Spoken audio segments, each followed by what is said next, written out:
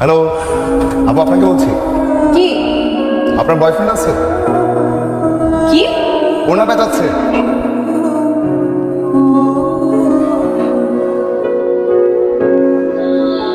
আচ্ছা, এদিকে আসো, রিক্সা ওঠো, তোমার সাথে কথা আছে। আপু সাইকেলটা কি করবো? রিক্সা উঠতে হবে, সাইকেল নিয়ে আমাকে ফলো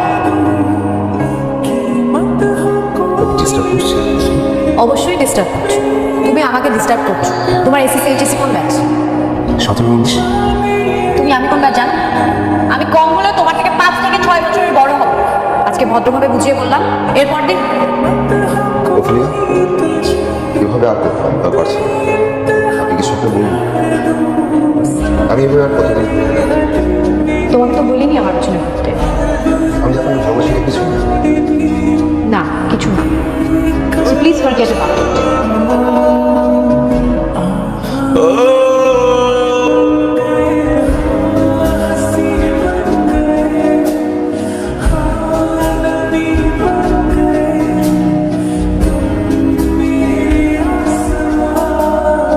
আমাদের কদিনগুলো কথা বা দেখা